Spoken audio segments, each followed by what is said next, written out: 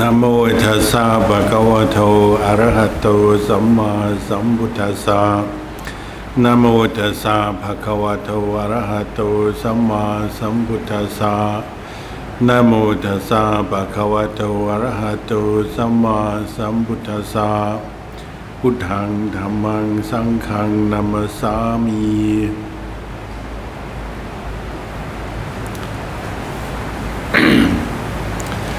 Blessings. Good evening to you all.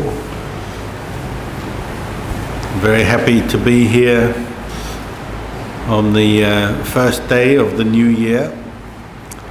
What better way to begin the year than by practicing Dhamma together, meditation, chanting, and listening to some teaching.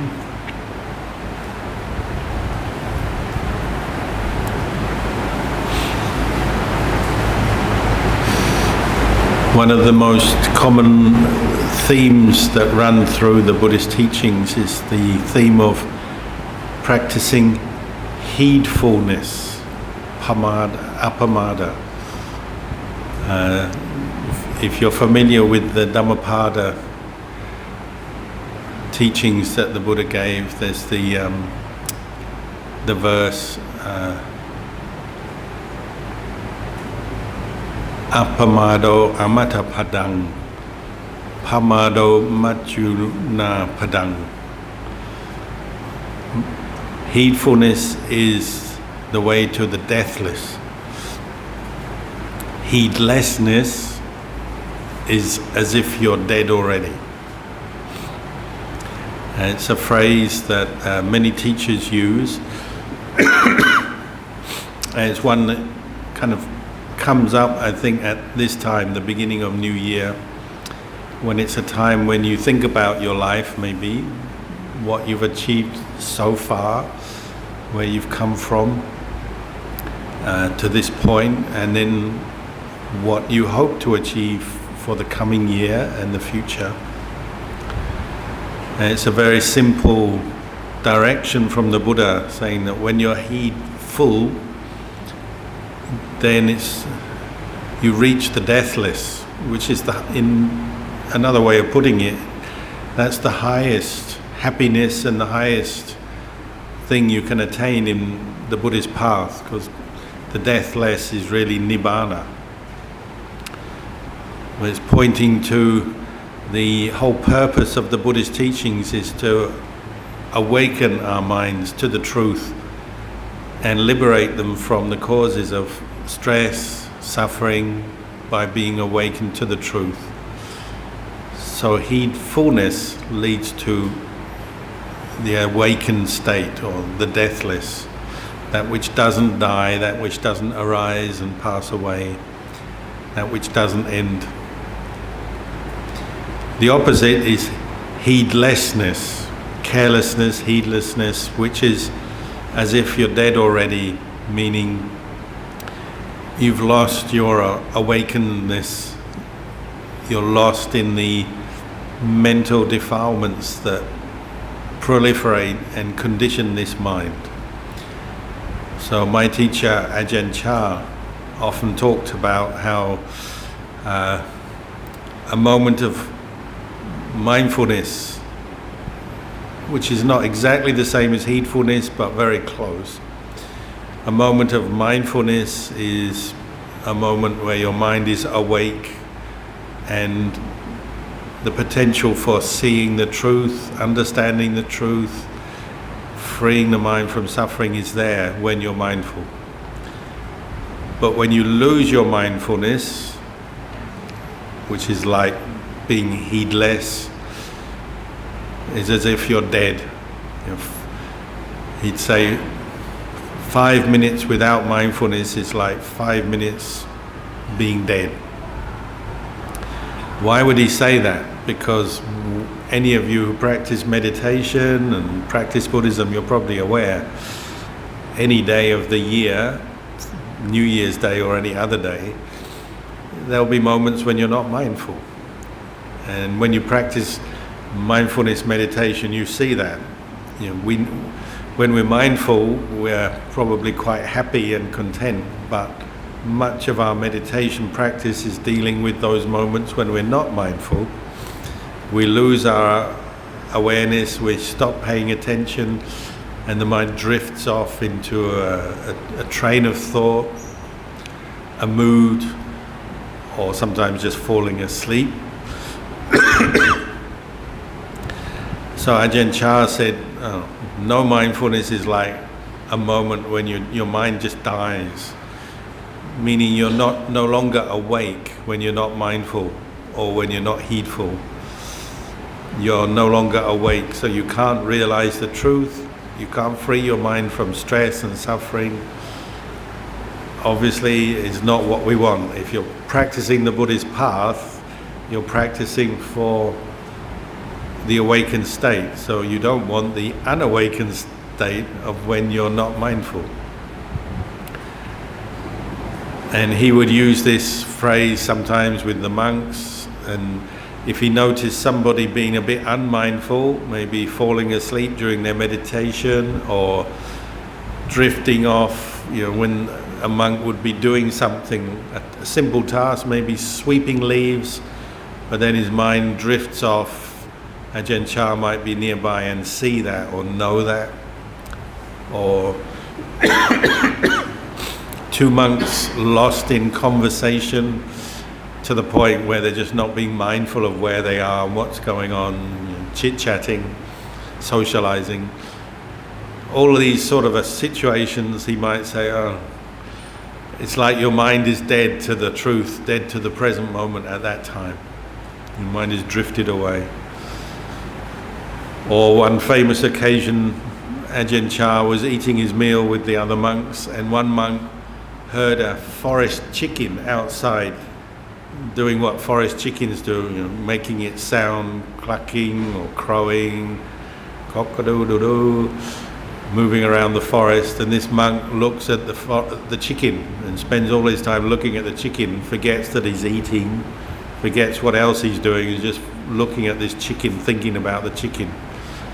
And Ajahn Chah is saying, you've lost your mindfulness, now your mind has been born over there with that chicken. So it's like you've died from the present moment and now you've been born as a chicken, just mentally. Obviously the monk is still a monk, he's not actually a chicken, but it's as if his mind has been born over there with the chicken.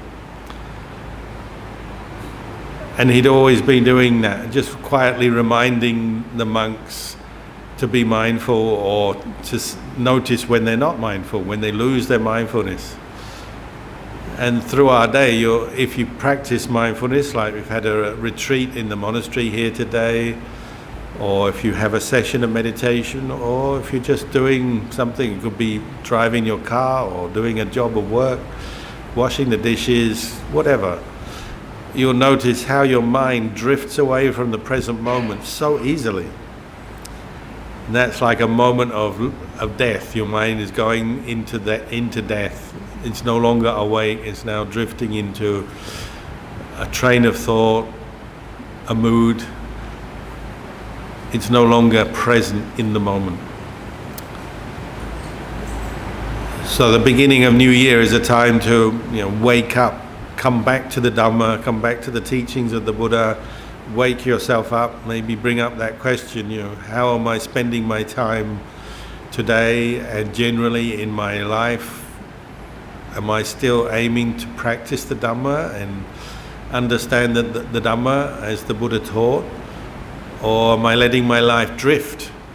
Because not only do we let our mind drift in a moment of time when we lose our mindfulness, moment by moment, but generally our life can drift, can't it? When we lose track or lose direction, sometimes we tell each other, we tell our friends, I think my life, I'm a bit lost at the moment, or I'm losing track of where I should be, I'm not where I should be in my life.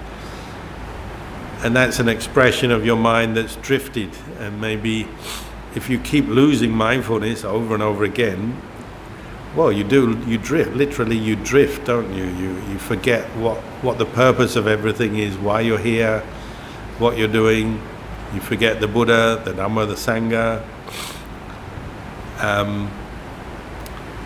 But not just do you drift from your goal and your practice perhaps, but of course when your mind drifts, you're no longer mindful or no longer heedful, other things come in and take the place of mindfulness.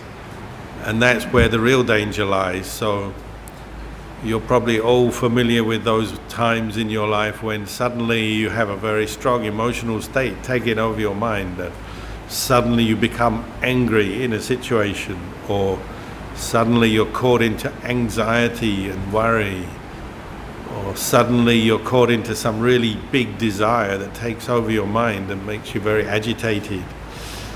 Where does all that come from? Well, that's what's filling your mind. When the mindfulness departs and leaves, then these more disturbing emotions, negative emotions, or what we call mental defilements, will replace the mindfulness and fill up your mind and come flowing back in. So the Buddha sometimes compared this quality of mindfulness as like the gatekeeper. So in the old days, a city would have walls with gates, and you have a gatekeeper on the gate. However many gates you have that many gatekeepers to check who's coming in and out of your city. I don't know if Singapore once upon a time maybe had a wall around it, but I think you understand the point. Old cities had walls with gates, and you needed to have a gatekeeper just in case the bad guys come in. The thieves, the enemy spies, whoever's going to cause you trouble, they may slip in through the gate if your gatekeeper is asleep or not doing his job. It's the same as our practice of Dhamma. We have to watch over our mind, and that gatekeeper, the mindfulness, the awakened state of mind, we have to keep cultivating that and developing that, so that we can look after our mind and ideally prevent these mental defilements rooted in greed, anger, and delusion slipping in without us realizing, so that we don't have to experience those moments where suddenly we're angry, suddenly we're afraid, suddenly we're caught up into some kind of state of desire that really is eating us up. It's mindfulness and the awakened state of mind that will protect against that.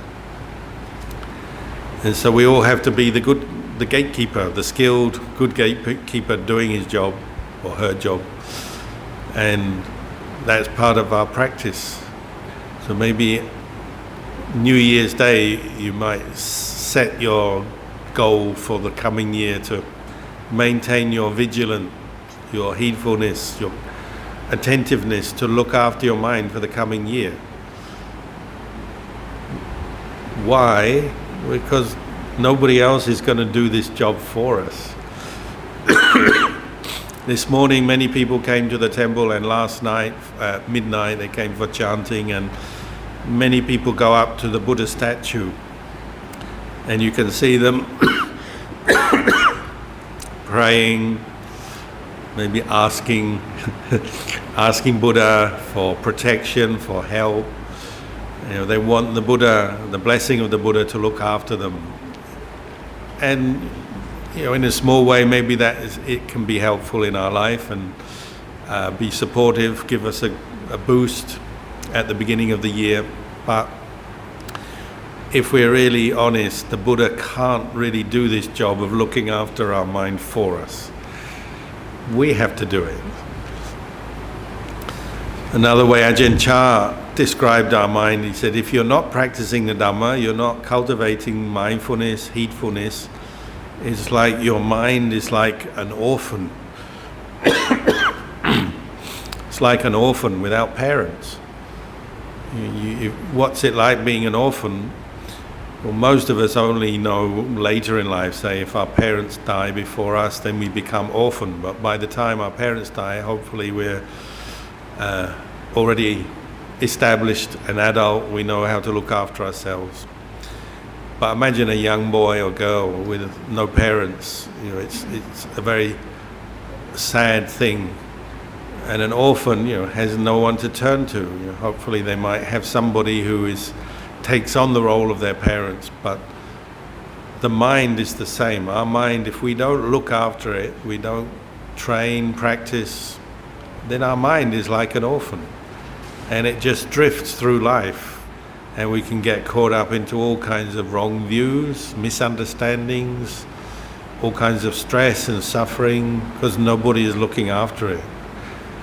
Really, if you ever find you're experiencing some stress, you're getting upset about something, whatever, about relationship or your health or your work or your money, whatever, at that time it's as if your parents, meaning the Dhamma that you have heard and practiced, have left, and the stress has taken over. It's like your mind is like an orphan with no one looking after it. Hopefully it's not too long before the Dhamma comes back, and if you have some faith, maybe if you're stressed in your life, that's the time you go back to the practice of meditation, listening to the Dhamma, practicing kindness, generosity, doing the things that you know help you to bring up these good, skillful qualities. But unfortunately, sometimes people really forget, and even when they're stressed, they go in the wrong direction, following more of those mental defilements. They're already feeling stressed, and then they think they're going to remedy it in the wrong way, so they go off and start drinking or gambling or doing something that they think will remove their stress, but actually makes it worse in the long run.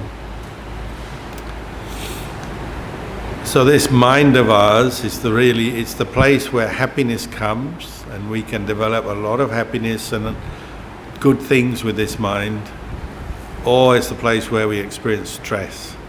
And when we're stressed, we're unhappy, we're depressed, we're angry, we're afraid, we're discontent. That's like, the parents of the mind, the Dhamma, the good qualities have left, if only temporarily. And the mind is just left to its own devices and its own karma, but in a way that there's nothing guiding it. And that's what you might say the state of being unawakened or heedless. If there's no Dhamma guiding this mind, then we can get up to all kinds of problems and create all kinds of suffering very quickly.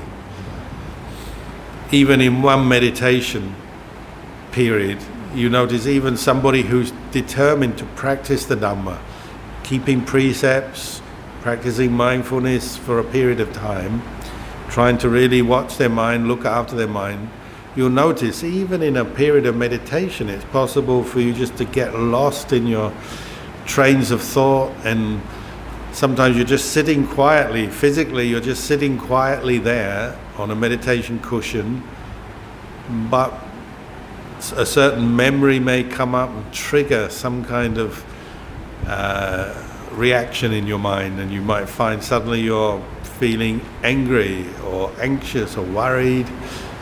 Even though you're actually meditating, looking after your mind in the best way you can, practicing mindfulness, it's still possible for these negative emotions to slip in so easily.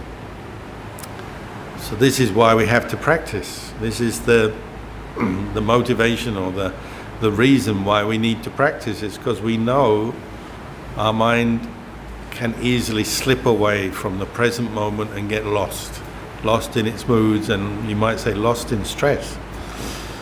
Even more so when we're doing other activities.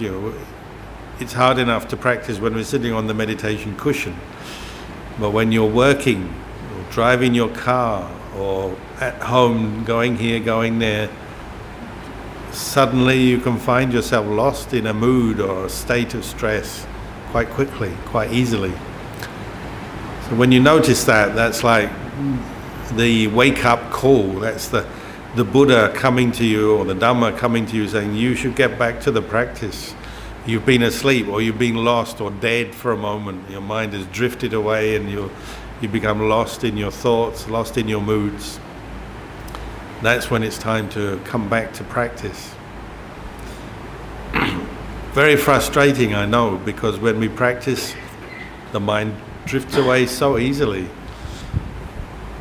But really, I think we have no alternative, no choice. We have to keep coming back to the practice.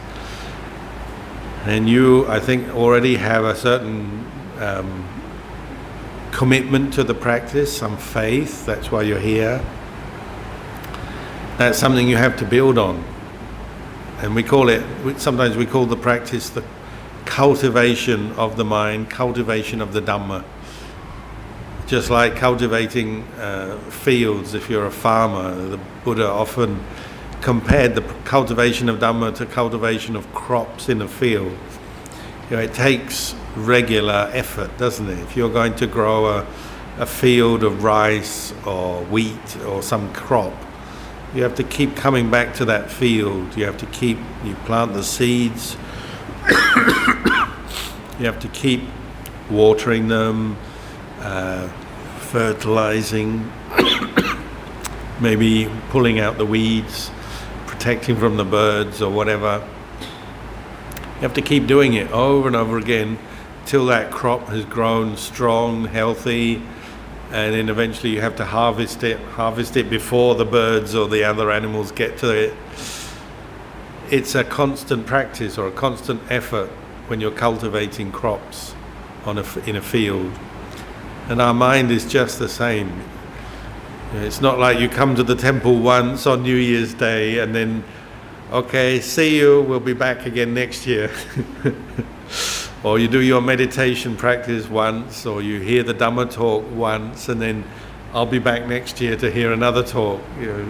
Of course, some people do that, but really it's a constant thing you have to keep returning to if you want to get the results, if you want to really progress and understand the Dhamma as the Buddha was teaching. Something you have to keep returning to. But having said that, when you say, oh, it's something you have to keep doing, keep returning to, keep practicing, some people feel like, oh, that's a big burden. I've got to keep doing this for the rest of my life. Oh, that's a lot of hard work. Oh dear, I don't have enough time because I have so many other things I have to do. I have to look after my family, and I've got my job, and all the different responsibilities I have. If I tell you you've got to practice for the rest of your life to bring the Dhamma up in your mind, you might think that's too much. But don't misunderstand. You can also see that the practice of Dhamma is just one moment at a time. One small moment is already a little victory in terms of practicing Dhamma. So one moment bringing attention to your mind, bringing up mindfulness, is already something very special, very good. And those little moments of goodness that you develop through your practice join up. They join up and become more continuous and more often, and gradually you develop something good, and your practice progresses almost unconsciously in a very subtle way. So don't underestimate the small moments of effort you put into your practice, even though if it may feel like you're a long way away from success in your Dhamma practice. You don't have to think like that. Just focus on today, focus on the present moment, and see what you can do to improve things right here, right now. That's how the Buddha taught. The Buddha taught that you practice in the present moment, and you bring your mind to pay attention to the present moment, right here, right now. And the present moment is, always there, because any time that you bring up a state of mindfulness in the present moment, you're with the present moment. You might notice in your mind, sometimes if somebody, a friend says, let's go and practice meditation or go to the temple, do something good. Obviously that's a good thing they do when they say that, but in your mind you might have the feeling making good karma, making merit, meditation, doing something good is something you're going to do in the future, way off there. Or when you're meditating, you may think, one day when my meditation comes together, then I will attain some peace, some understanding way off, some distant point in the future. But really it's not like that, is it? The Dhamma is to be realized in the present moment, which means right here, right now, whatever you're doing, wherever you are. So every moment that you bring up some mindfulness is already something very special, very good. And you can do that right here, right now. And your mindfulness and your practice can cultivate in many directions as well. It's not just you have to meditate. You know, a moment of kindness, a kind thought is already a little victory. So if you have a kind thought in your heart, well, that's a victory over an angry thought. You know, kindness and anger cannot exist in your heart or your mind at the same time. So any time you have a moment of kindness, already that's a victory. And that's just maybe just one small moment, one small victory, but that's how we practice. And those moments will condition or be the cause for more of those moments to come up. Or a moment of generosity, just one moment of thinking to share something with somebody else or help somebody else. Just one moment will be conditioning another moment of generosity, and it's a moment when you have victory over stinginess or selfishness. Or one moment of mindfulness is a victory over one moment of no mindfulness, heedlessness, you know, when you're lost in your thoughts or you're falling asleep. So try and see that the practice of the Dhamma is always taking place in the present moment, whenever that may be, whether it's right now or in 1 minute from now. It's right here, right now. So in that case, you always have the chance to practice the Dhamma. When you bring your attention back to the present moment, what you're doing right here, right now.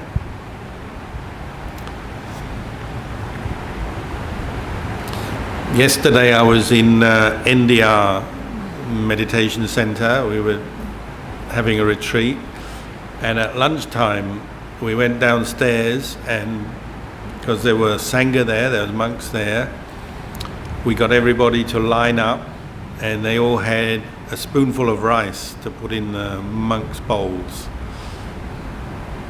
Most people have done that before, so they understood, but there were a few newcomers, and so they were puzzled. They were given either a plate of rice or a spoonful of rice, and before the monks came along, they were wondering, what do I do with this? And one lady even ate her rice because she didn't understand, you know, it's for giving to the monks. And another person thought, if I put one little spoonful of rice in the bowl of a monk, what good will that do? You know, a monk needs much more than one spoonful of rice. What's the point of just putting a spoonful of rice in? But then she noticed later there were many people there. You know, I don't know how many, maybe 60 or 70 people were there. And when the monks went down the line, just receiving one small spoonful of rice, by the end the bowl is full. Actually much more rice than one person can eat, so we have to tip some of it out and just save a portion for ourselves. And in the Buddhist world that happens every day. You know, wherever you have monks, there'll be people coming, either the monk goes out into town or people come to the temple and they offer rice and many other things. And there's always more than the monks need, and you know, those little offerings, a little bit from many people, will always be too much. You'll fill the monk's bowl, give them more than they need. It's exactly the same with your Dhamma practice. You know, a moment of mindfulness in the present moment, you might think, oh, what good is that? Okay, I'm mindful for a moment, but then, you know, I know later on I'll get lost again, daydreaming again, or lost in my thoughts again, or maybe I'll get angry or worried again. You might already undermine your own effort by seeing or looking down on one small moment of mindfulness, or one small act of generosity, or one small act of kindness. You might look down on that at the time because you think it's small and it's What good can this do to the world?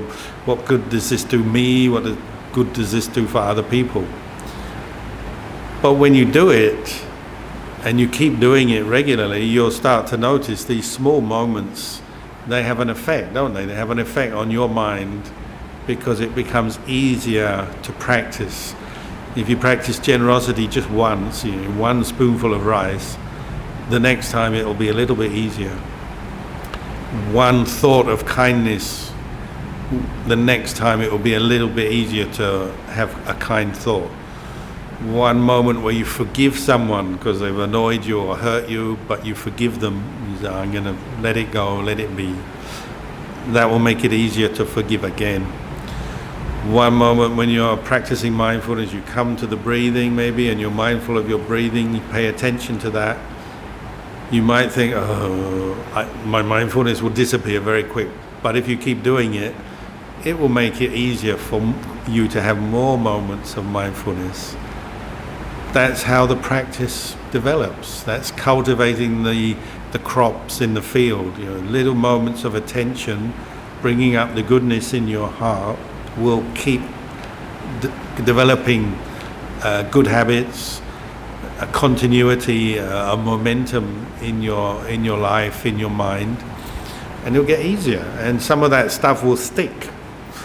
Whereas before, maybe it was when you first encountered Buddhist practice, maybe you've never done any dana offering before, never listened to Dhamma before, never meditated before. It might have seemed quite difficult and challenging in the beginning. But if you've already been doing it for a period of time, whether it's months or years, you'll know already that it gets easier, doesn't it? Because of repeated practice, you learn things and you get better at it. And if you keep going, that's going to continue. So it's based on this principle of repeated practice, repeated cultivation of good qualities, that we can change our mind for the better. And that changes our life for the better. This is the principle that the Buddha was basing his teachings on. You might call it the principle of karma. Good karma, repeated good karma, brings its results. And your mind opens up, becomes happier, has more of a store of good qualities in it because of repeated practice. In Thailand, where I used to live, you look at a Buddha statue, often the reflection that comes up in Thai, they say, excuse me, Puru, Pudern, Pubakpan. There's three qualities you attribute to the Buddha. Puru means the awakened one. Puru means the one who has knowing, awareness, knowing. Pudern means the awakened one. Pubakpan means to flourish or bloom. It's a word they use with a flower, like the lotus.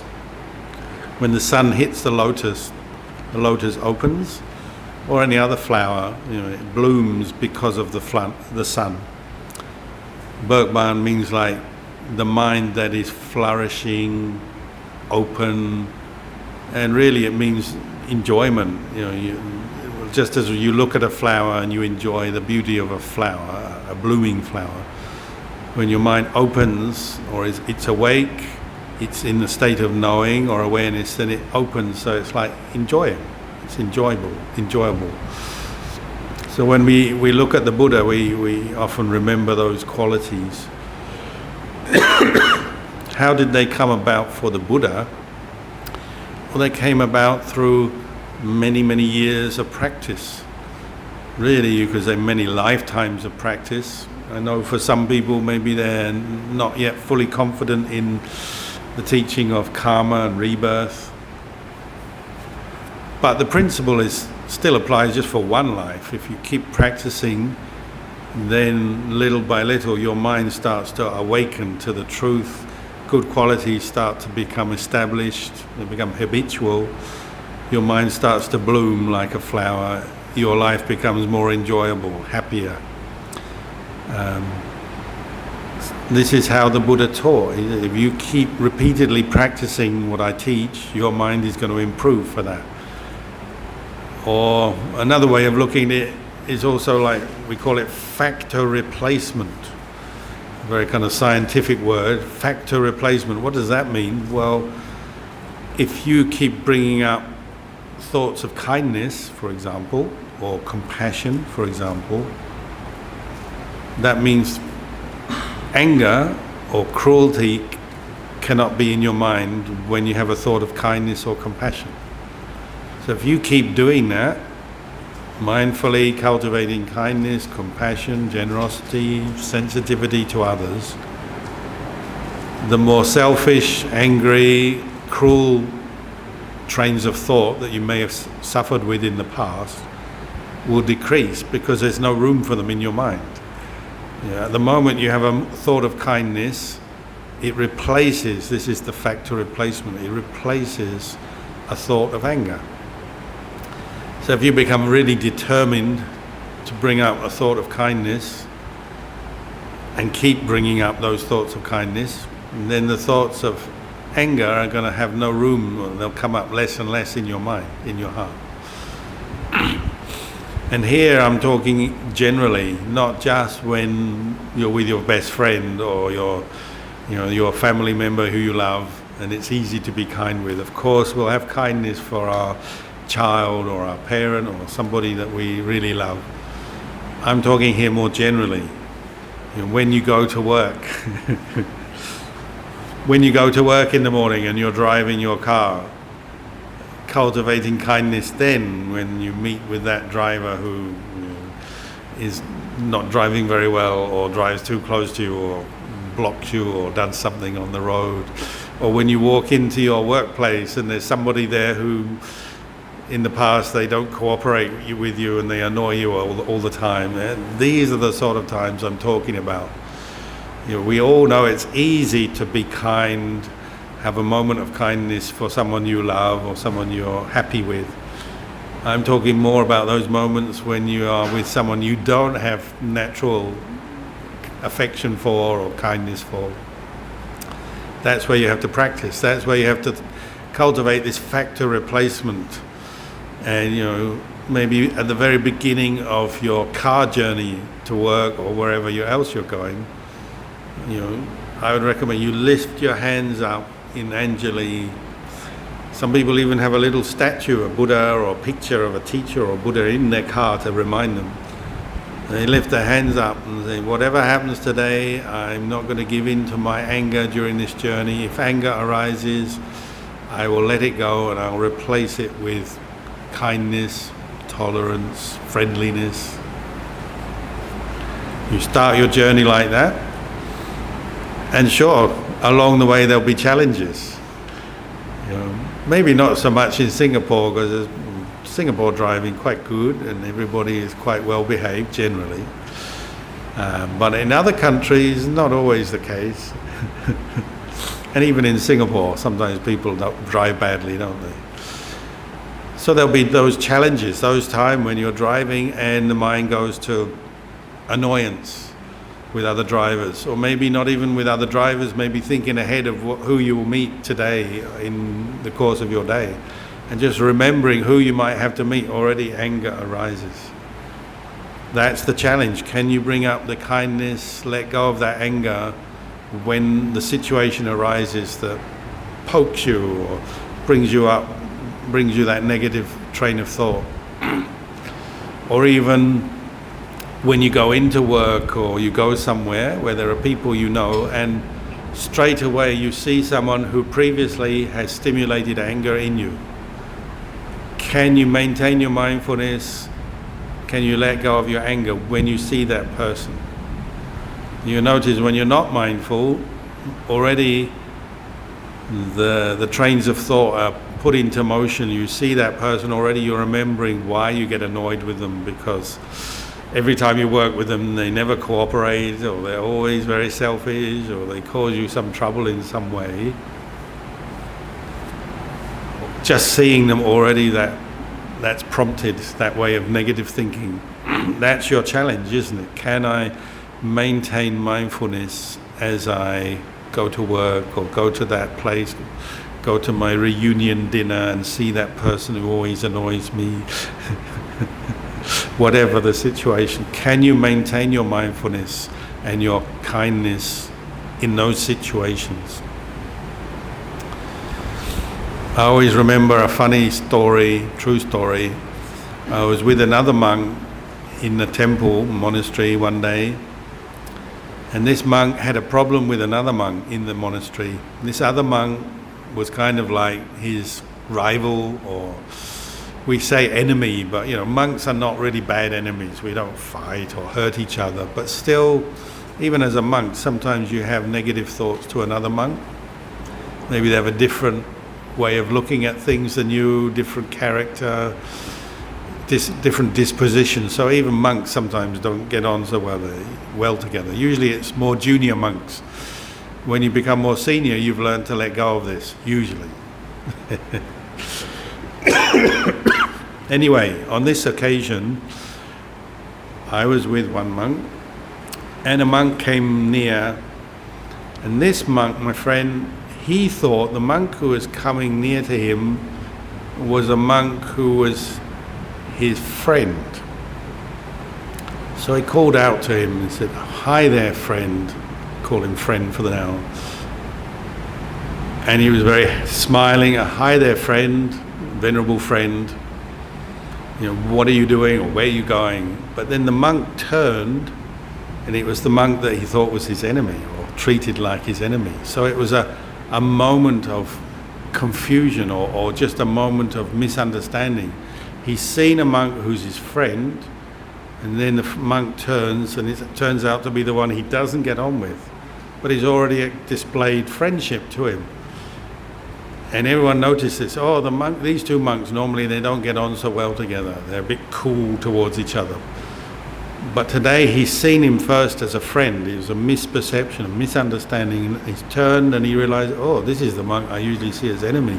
But I've already smiled to him and said hello. It's like unexpected. Suddenly you're caught in your own mood of being friendly to someone you would normally not be so friendly to. And the monk said he had a really good insight then. It's like, even if your enemy approaches you, but you bring up this friendly mood, you can drive out your anger and you can establish friendship with someone who you normally see as an enemy. It's possible. And because of a mistaken identity at that occasion on that day, it worked. And he treated his enemy as a friend, and he realized, I've got to let go of all my negative perceptions to this person because I've seen I can do it. So from now on, I'm not going to perceive them as an enemy or someone I don't like. I can see them with friendliness. I can work with them. I can be with them. It's okay. So for that monk, he had a really good insight into the impermanence of perception and how to change your thought, your feeling from anger back to friendliness, even when you confront something you don't like. In this story, it's another monk, but it could be your work colleague or your family member who you don't usually get on well with, or it could be the cockroach hiding in the corner of the kitchen or something that you're normally annoyed with or react with anger towards. This is where you have to practice bringing up the loving kindness, bringing up the tolerance, the friendliness. It just depends for you what it may be. I've given you an example of seeing a friend or seeing someone who you normally see as an enemy, mistaking them as a friend and being friendly to your enemy, and giving rise to a liberating letting go of anger. That was the example I've given. But you may have your own example where you've worked on being friendly or letting go of some anger towards someone, and maybe at first you can't do it, but you work at it until one day you see this person who you normally see as an enemy, suddenly you see quite normally, or even you can see them as a friend, and your mind changes. And we can do that as human beings. Your view, your perception can change if you treat it well. You look after your mind, and you bring up thought of kindness, so then you can be like that driver who saw that he had a problem with other drivers. He's always getting annoyed going along the road, complaining, and he just was living with a mind full of negativity because of other drivers. He said, that's it, I've fed up being angry driving. From now on, I'm going to cultivate loving kindness towards other drivers. And he did it. And he said he just, every day he got in his car, may all drivers be well, may all drivers be free from suffering. And he worked on that one because that was his particular weakness. And he got to the point where driving on the road, he just wishes everybody well. May you be well, may you be happy. Even that guy who drives too fast or too close or carelessly, may he be well, may he get home safely. Whoever, good driver, bad driver, mediocre driver, ordinary driver, young, old, male, female, whoever, may they all be well. And he kept doing that until it just became normal for him. And he said after that, he had a change in his way of thinking about other drivers, and he started to see them as just people, like family, like relatives, and you just wish them well. You probably all got a relative who drives badly, but maybe because they're your relative, you don't hold on to any anger because you just, oh, that's so and so. They drive badly, I'll just have to put up with them. And maybe sometimes you sit in the car with them and it's like, oh, they're driving again, and you're biting your tongue, and but you forgive them and let go because it's your relative or your friend. Now you're doing the same, but now with anybody, strangers, people you know, people you don't know. That's your goal, isn't it? You're moving from loving kindness, which is maybe very narrow, just for your close family, friends, and you expand out through the practice, training your mind to let go of some of the biases, the attachments to these negative perceptions, to the anger. Get to the point maybe where you can have kindness, friendliness to everyone you meet. You go out tomorrow, say, into Singapore, can you maintain your kindness, friendliness for everyone you meet tomorrow? And maybe you can, which is good. Or maybe there's just one person makes it a bit difficult for you, maybe just one. Or maybe there's many people you can think of. Everyone's karma is different, but you probably get the idea. Tomorrow you have a challenge now. This is the challenge I'm giving you for your practice. Can you go out and maintain your mindfulness, your loving kindness, your friendliness from the start of the day to the end? Whether you're driving, you're on the bus, you go to work, into an office or some workplace, or even if you come here, can you maintain these wholesome qualities for a day? Some people may say, like, and I know people like this, they say, oh, a whole day is too much. I know I can't succeed. Okay, we'll come right back down to the present moment, right here, right now. Can you bring up a thought of kindness right here, right now, just for a few moments? Can you do that? And I think you can. Everyone can do that. Okay, once you've achieved that, well, we'll expand it from one moment to a few moments, to a few minutes, and then we'll keep working on it. And this is how we practice. This is how the Buddha practiced from the very first time when he had that thought, I wish to become a fully awakened Buddha for the benefit of all beings. What you might call the Bodhisattva's wish or aspiration. And from that moment he kept building on his barami, his spiritual qualities, until the eventual moment when he became the Buddha. But that's many, many moments of effort in the practice, training his mind, cultivating these different qualities over and over again until they're perfected and become barami. So don't underestimate what you're doing in your practice. You go out to work tomorrow, if you're going to work, you're going to practice cultivating barami as you do it. And some days you may fail. You may come home from work and got really stressed today, and I got angry and I lost my mindfulness, or I had a disagreement with somebody, whatever. There'll be some days when you forget yourself or you lose it. But you start again, you re-establish your commitment to the practice, you start again, re-establish your mindfulness, re-establish your loving kindness, and you keep bringing up these barami over and over again. This is how the Buddha practiced, until those barami didn't disappear anymore, until they're established. So you can imagine, once somebody is fully awakened like a Buddha, they don't have a moment where they get angry with other people anymore. It's gone. Leading up to that, leading up to being a Buddha, he would have moments when he'd get angry, or when he was a bit selfish or greedy in some way. You read the previous life stories of the Buddha, maybe he has already attained some good qualities. He's a monk or a practitioner in the forest meditating, already attained samadhi, and he's got practice of effort, renunciation and loving kindness. But then he falls down and falls in love with someone, and loses his practice for a while, loses his steadiness of mind because he falls in love. Or maybe at another time he gets angry with someone, and he gets so angry that he has a fight and loses all his good qualities for a while. We've all experienced that, and we probably will experience it again. We have to be quite patient with this practice. We're all like the Bodhisattva. These are the ups and downs, the challenges of the practice of training this mind.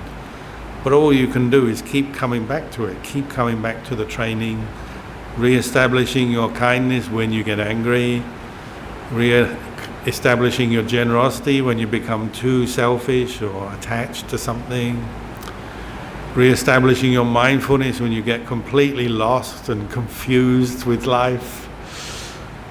You just have to keep coming back to the present moment and start again, over and over again. But each time you do that, you're reducing the amount of effort you'll have to make to do it again and again and again. Little by little, your mind understands more and more what you have to do. And that's how the Buddha practiced. It's not the Buddha or any enlightened teacher that you have met or read about, heard about. They've had to be practicing in this same way. Nobody gets it easy from day one when it comes to practicing Dhamma. Everybody has to go through difficulties. Everybody has to keep falling on their face and then picking themselves up, getting angry and then starting again, forgiving that person, re-establishing their mindfulness. Everybody has got lost and then has come back to the path. When I was a young monk, we compared the practice of Dhamma to walking through the rice fields in the morning. We used to walk out of the forest, across the rice fields to the village to collect our rice. And you walk through these rice fields, especially in the rainy season, it's muddy and the fields are full of water. They've got rice plants in them, but they're full of water.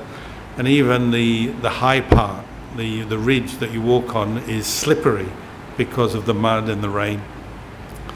So your goal is to be able to walk through the rice fields on the ridge, not fall into the water. And most days you could achieve that, but if you're ever not very mindful or careless, you fall. You get your robe muddy and wet, and you go back to the monastery and everyone sees, he fell. Because you've got muddy stains on your robe. And that's like the path of practice. There'll be those times where you fall into the mud, and then you just got to pick yourself out again, carry on. And most days you're successful because you're careful, but any day you're not careful, plop, you're in the water, you get mud on you. And you just have to accept that and you start again. And that's life, isn't it? Through your practice. Moments when you lose mindfulness, you become angry, you become greedy, you become confused or afraid. Okay, we've all experienced that, but you pick yourself up and you carry on.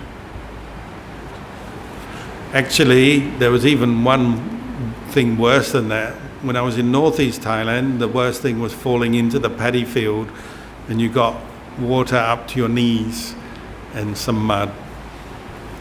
Worse than that was when I went to live with another teacher, Luang Anand, who lives in Rayong on the coast.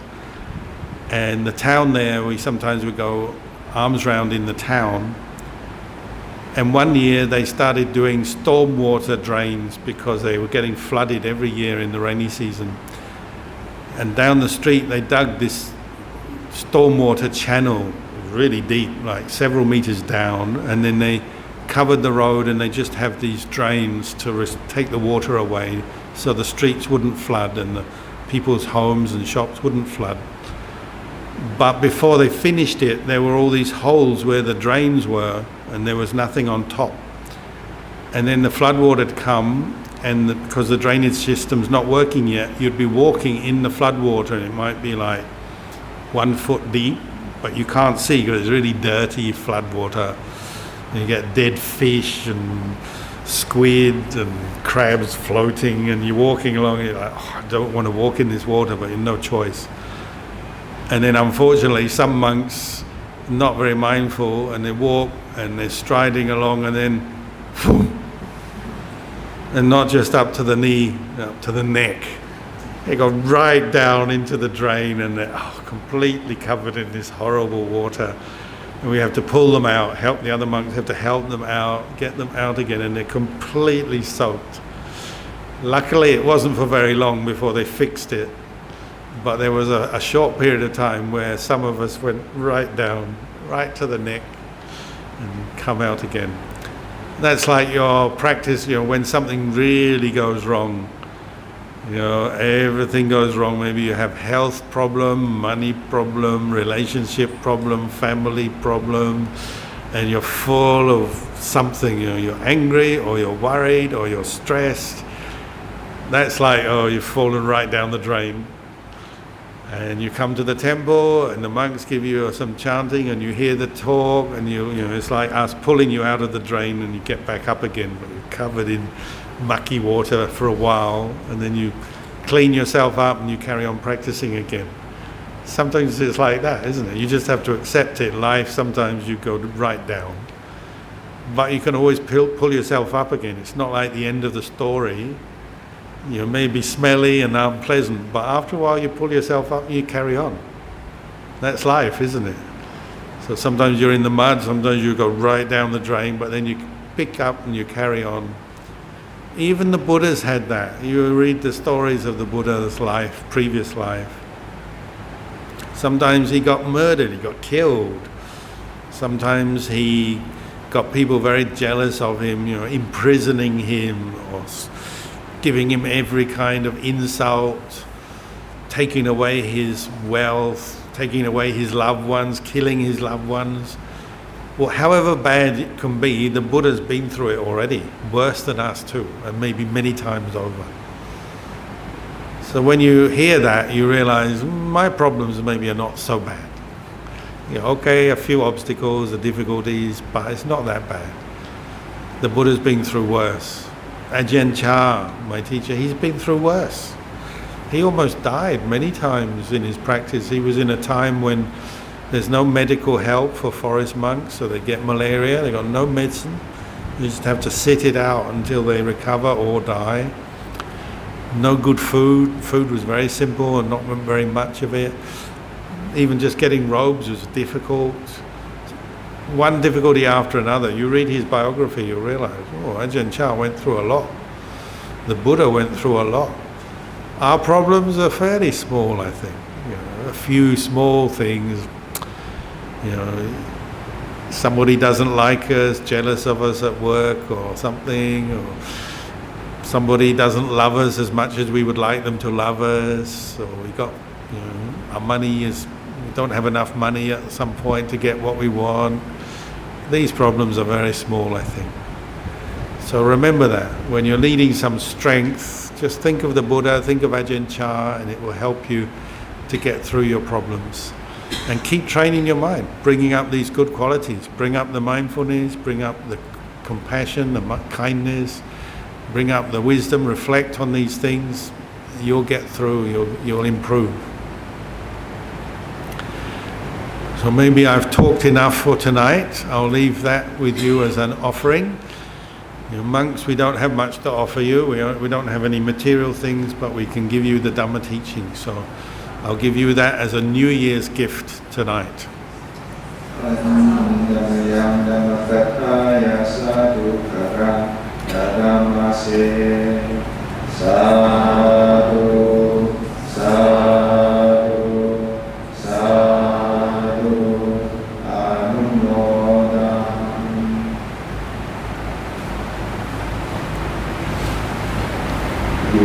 Time for one or two questions. Sure, yeah.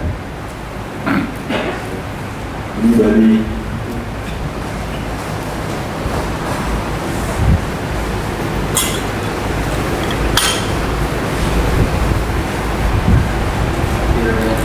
Thank you for sharing the concepts that I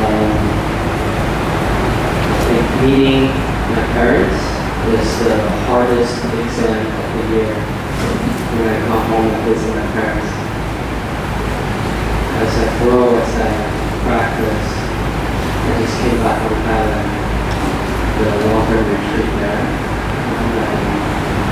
and I'm able to see myself grow.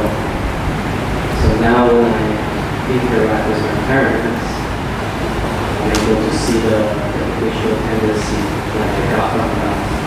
So did you fail the exam? Hang on there, still hang. And I know that sometimes we have to have a stronger practice before we can help others and save others. So as a child, I love them deeply, and I sincerely see them struggling. I want to introduce them to the practice, but my practice isn't strong enough.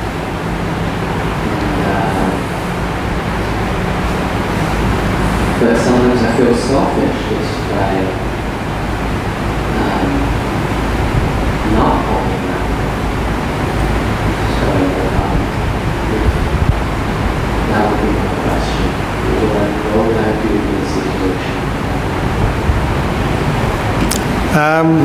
I think you're not alone. Everybody has this kind of challenge, especially if you're more committed to the Dhamma practice. You've gone on retreats. You meditate. If other people around you, family, parents, are not practicing quite as much as you, they don't maybe have such strong faith, of course they're going to look at it different than you. And there'll be sometimes a little bit of culture clash. So you want to practice mindfulness, keep precepts, listen to Dhamma, meditate, and they don't. And it will bring up many things in your many reactions, many thoughts in your mind as you spend time with them, say come back to them from a retreat. Just accept it. And they're helping you to be more mindful. They're helping you to see your own attachments. So if you find yourself getting irritated with your parents or any other family member, getting annoyed or feeling sad, why don't they understand the Dhamma, why aren't they practicing more, I want them to see the Dhamma and benefit, whatever thoughts are coming up, they're teaching you something. You have to learn to be tolerant of yourself, tolerant of them. Be mindful. That's where you need to be mindful. When you're at home, you're with your family, it's the most challenging of all. That's where mindfulness will be the most beneficial. The more effort you put into being mindful, the better. And there's some very simple kind of guides, like with parents, just agree with everything they say. Just agree. Don't argue, don't disagree. At least openly, don't disagree. Maybe in your mind you think, whatever they say, I don't agree, I'm not quite right. But outwardly, just agree. They've done so much for you. Always remember that, with gratitude, what they've done for you to get you to this point in your life. Even if you've been able to go and live in a monastery or a retreat somewhere, your parents had a hand in helping you to get to that point as well. Even if they're not Buddhist or they don't support you in your practice, they have indirectly supported you. So reflect on that, bring up the gratitude, and just look at them with gratitude, appreciation, with the thought, I hope that they one day can realize Dhamma as well, and see whatever you can do to help them, give them something back. May that may be simply not arguing with them. You just, whatever your mum says, yep, mum, you're right, I agree, yep. And you just walk around the house going, yes. Maybe that's what you have to do as your Dhamma practice, to stop you falling into your old habits. As we grow up in the life, we often resist our parents a bit because they're a different person and they look at us one way, we look at things a different way. There'll be some resistance, some friction, some differences, but don't give in to your own resistance or stubbornness. Just relax, wish them well, agree with them, be kind to them, help them in whatever way you can, because it's not harming you in any way. They're only coming from a place of love and care. Even if they say, I don't want you to practice Dhamma, they're just expressing their love in their own way. And you may have to adjust how you practice the Dhamma. You meditate quietly in your room or on your own sometimes when they don't see. Maybe you have to be a little bit, separate your Dhamma practice from them. But then when you're with them, it's also Dhamma practice. It's just in a different way. So your Dhamma practice with your parents maybe is one of kindness, patience, being helpful, being tolerant. But that's still Dhamma practice. Remember Luang Man. Luang Man is like the grandfather of all forest monks. Many forest monks come to this temple. We all remember Luang Man. And if you read his biography, there's one story of Luang Man staying in a cave with a grumpy naga. A grumpy naga. A naga is like a snake god. So it's half snake, half god. It's a very special kind of being, and Luang Man could see these beings, but it also meant he could hear what they're saying. And this naga was very grumpy, always complaining, this monk, who is this bald-headed guy walking up and down here, annoying me, invading my cave, making so much noise. All Luang Man is doing is walking, meditation, practicing mindfulness. He's only doing very good things. But still this grumpy naga is criticizing him, complaining about him, and Luang Man just reflected, I have to practice patience, mindfulness with my own reaction. This stubborn naga wants to berate me, belittle me, humble me. Okay, I'm going to be mindful with this, be patient with this, I'm not going to give in to anger. And he took it as a practice. So we can do the same with our parents. Our parents are used to telling us what to do. They're used to pushing us around, telling us go here, go there, do this, do that. We're going to practice with that and not give in to our anger. So it's a teaching. Maybe your parents will help you get enlightened quicker.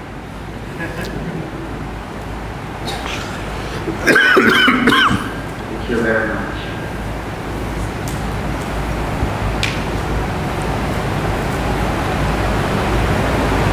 Do we have another question?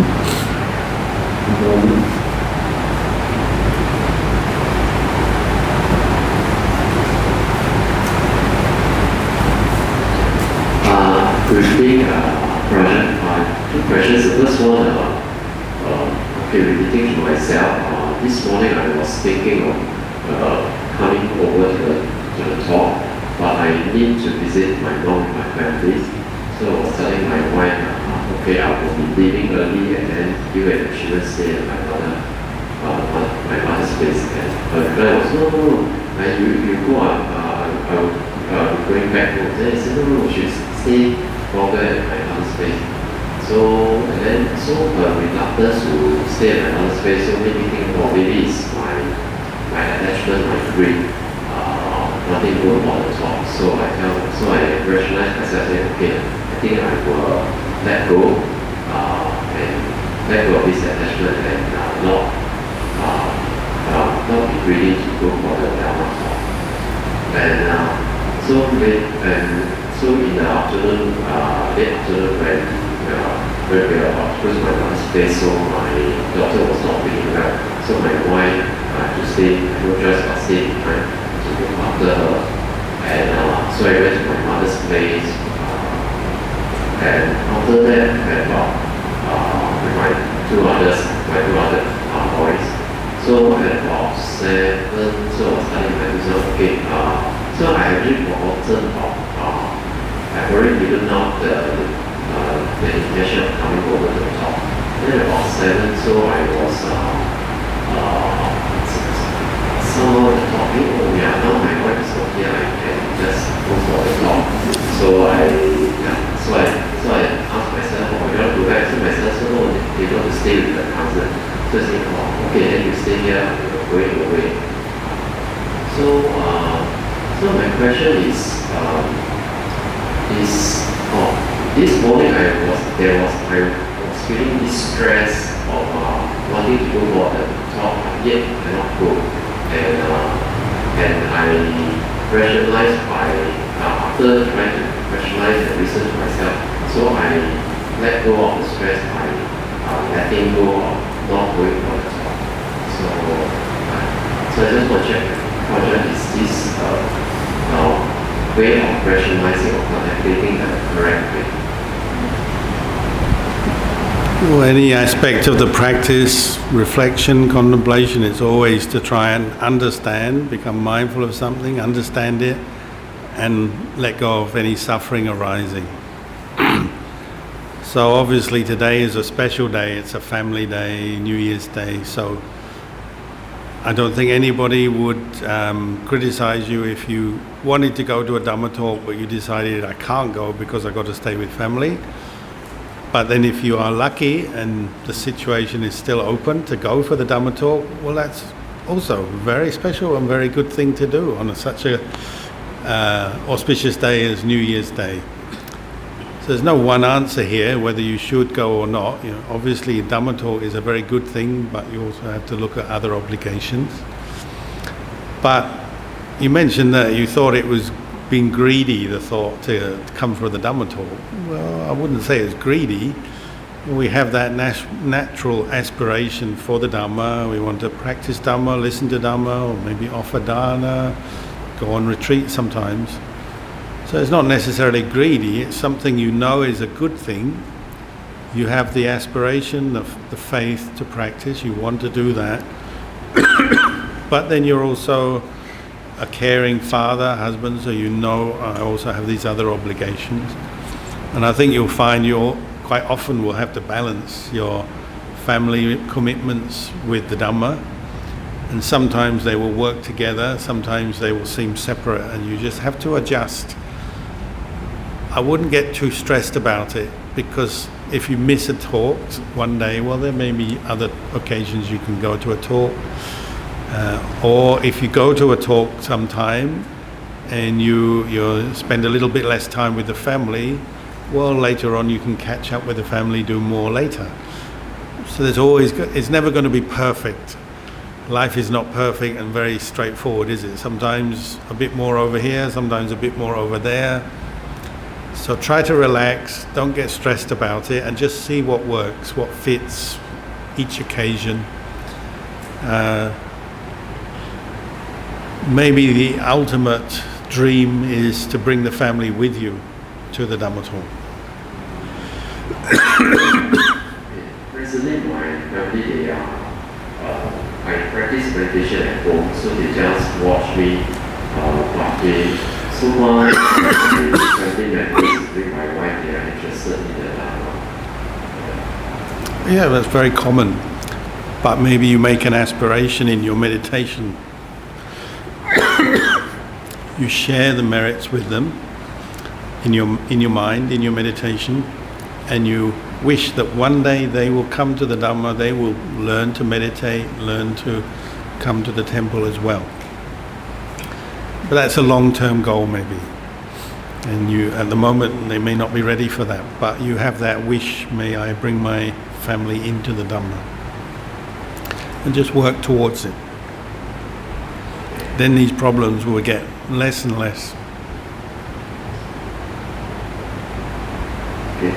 question. My second question is regarding earlier in the talk you mentioned about, I think that Buddha's past life, something like after practicing mindfulness, then when he fall in love, and then after that who actually lost the mindfulness and so on. So my question is when one practices so-called the path, meaning practice Dhamma, Sila, Bhavana, so does it so-called go against the grain if we fall in love with someone and so on and become fall in love and get married and become a householder? Oh, it's a very natural thing. It happens to most of the people in the world sooner or later, falling in love or having a relationship. So don't look that down on it or get too stressed about it. The majority of lay Buddhists, they follow the 5 precepts, or try to. Maybe they're not perfect yet, but that's the aim of the lay Buddhist life. And that means you can have a partner, you can fall in love, you can live together, support each other, care for each other, even have children. Of course, that is bound up with various duties, responsibilities, and maybe suffering because of it. But nevertheless, it's very normal, and if that's the level or the way you feel comfortable practicing, that's fine. And it's quite possible you can even attain stream entry as a lay practitioner, keeping 5 precepts with a relationship with a husband, with a wife. You can do that. But at the same time, you'll have read and met people who have maybe reached a point where they've either, you could say, had enough of the lay life, or they're ready to take another step, maybe keep 8 precepts as a layperson, or even go into a monastic situation. There are a smaller number of people who are willing and ready to do that.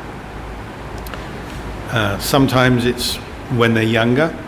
It's rarer, because if you have a partner and even children when you're younger, well, usually you feel you're required to look after them. And then maybe when you're older, in middle age, maybe your children have grown up, they can look after themselves, your partner is able to look after herself, maybe then you could consider going, or certainly onto 8 precepts sometimes, or even going into a monastery. And it's very common in Buddhist countries like Thailand that maybe men and women, when they're 40, 50 years old, they think of leaving their job, leaving the family because the family is established, the kids have grown up, and moving into a monastery or dedicating more time to the Dhamma is very common. So you just see what works for you. If you still have your obligations to family, that's fine. You can fulfill that obligation and you incorporate your Dhamma practice at the same time around that obligation. And then maybe one day you have that long-term aspiration to commit more to the Dhamma, keep 8 precepts, or even become a monastic. Of course, if you go into the monasteries or you become a monk, you still have your mental defilements, your conditioning, your karma. So every monk will have to deal with lust, the desire for romance, the desire for friendliness. Sometimes they say if you've already had that earlier in your life, then you know what it is. Maybe it's easier to reflect on it and let it go, maybe. Maybe it's harder if you enter the robes young and you haven't had much romance, you haven't gone that way in your lay life, then maybe it's a little harder. You have to work harder to deal with basic lust, sexual desire and lust, if you haven't had much worldly experience. But in the end, it depends on the personality and the karma of the individual. And if you lead a celibate life as a monk, you will have to deal with lust. It's just part of the human condition.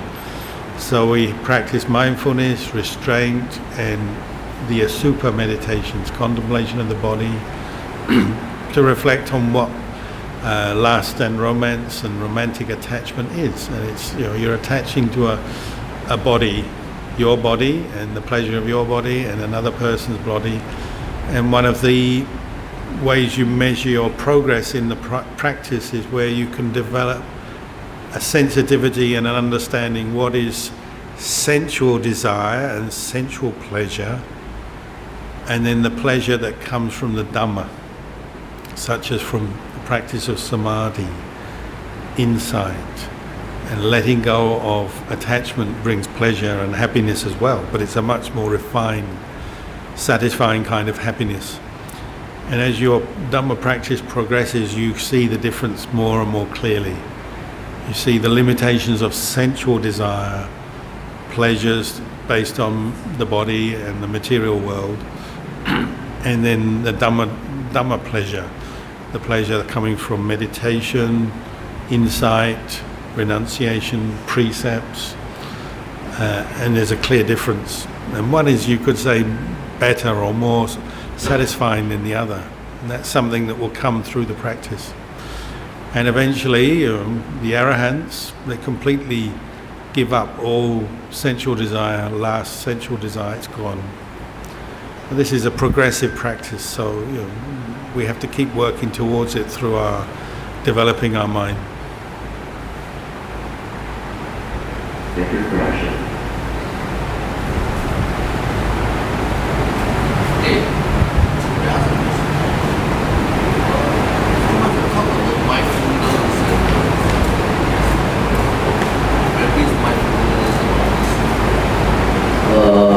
Practicing of mindfulness.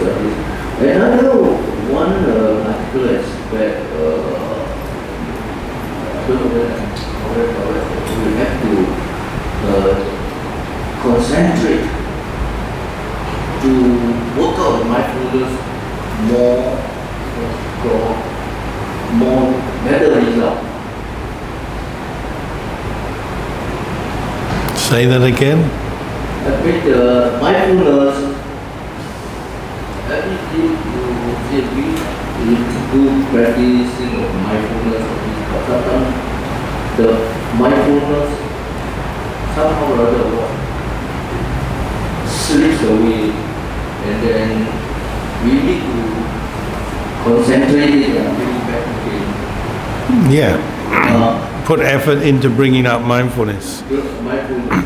That's a central part of our practice, yeah. Is it okay, or you really how you go about bringing this much of mindfulness and concentration under one aspect? Well, when you have the time and opportunity, then developing meditation in what we call the formal way, sitting and walking meditation, where you have no other duties and responsibilities, whether it's just for a short period of time, in your day, or if you have a chance to go on retreat or stay on retreat like this, putting lots of effort into mindfulness, sitting and walking, maybe using a meditation object like the breath, although it could be another meditation object, and making your mindfulness really strong and continuous. That's one central part of the practice. But then what we call daily life, when you go to work or you're doing other activities which are not meditation, we're also aiming to cultivate mindfulness. So maybe a good thing to do would be read the Buddha's words on mindfulness, the Satipatthana Sutta. And the first area you practice mindfulness is mindfulness of the body. And he says, your posture. Bring mindfulness, pay attention to your posture throughout the day. Standing, walking, sitting, lying down. So from the first moment of your day, you wake up. If you're lying down on your bed, you wake up, you establish mindfulness. Maybe go to the breath, or just examine your body as you wake up. Maybe there's aches and pains, different sensations, the air, or it's cold or it's warm. You start there. And as you go through your day, you're doing different activities, but you can be mindful of your posture. And then the different activities you're involved with make them the basis for being mindful. So say you're eating, the Buddha said, well, be mindful of the food you're eating, how much you eat, what you're eating, the purpose of why you're eating, the act of chewing food, swallowing food. You notice when you eat unmindfully, what do? Sometimes you bite your tongue. You stick your spoon too far into your mouth. You're talking to someone and eating and you dribble your food or spill it out, or you make a mess. Even something like eating, you can see how mindfulness plays a role there. Walking along, in your house from one room to another, you can be mindful. As you sit in front of a computer, if you do that, you're typing, that becomes what you're mindful of, that task of typing. You go shopping and you're buying something in a shop, you're mindful of the act of spending the money, choosing a product to buy, the cost of it, what you're doing, why you're doing. That's mindfulness practice as well. You're talking to someone, you practice mindfulness of speech, right speech. You look at the Eightfold Noble Path, we got many factors there. So one factor is Samma Vajja, practicing right speech. So what is right speech? Mindful of what you're saying, whether it's true or not, whether it's with a heart of kindness or not, whether it's useful or not, whether it's helpful or not. There's so much that you can be mindful of through the day, but that's part of the practice. So your actions, your speech, all come into the practice of mindfulness, your posture, and then of course as you refine it, you're more aware of feelings, pleasant, neutral, unpleasant, what you're thinking, your thoughts, your views and opinions on things, your state of mind, whether it's peaceful or not peaceful, whether you have greed, anger, delusion there or not. After a while you realize, really you have a lot of work to do with this mindfulness practice. You can be mindful of yourself every place, every time, every activity. There's always plenty to do in terms of cultivating mindfulness. And you keep doing that, refining it, becoming more mindful, and particularly aware of mental defilements as they come into the mind, watching them, knowing them, and working out how to abandon them. And that takes wisdom as well. So mindfulness works directly with wisdom, panya. So we talk about like mindfulness is the vehicle that brings wisdom to bear or to be present in any activity. So to know a thought as being wholesome or unwholesome, kusala, akusala, that takes mindfulness to be aware of what's going on in your mind at that moment. And then wisdom says, oh, this is unwholesome, this is to be let go of, abandoned. Or this is wholesome, this is to be developed, cultivated. So mindfulness and wisdom work together like two close friends all the time. If mindfulness goes, no mindfulness, you're not paying attention, you're not aware, wisdom can't function. So then you need them together. And you keep practicing till they're just there all the time. That's your goal. Until mindfulness and wisdom are constantly present, looking after your mind. So they're like your mother and father. You're bringing up a child, you need mum and dad to do their different roles. You're practicing this Buddhist path, developing mindfulness and wisdom. You need both qualities to help look after this mind until you really see the truth and you see through the delusions that cause all the stress. Thank you, Bhante. That's enough, and we'll get in progress. And so we all express our gratitude to Luang by saying sadhu 3 times. Sadhu, sadhu, sadhu.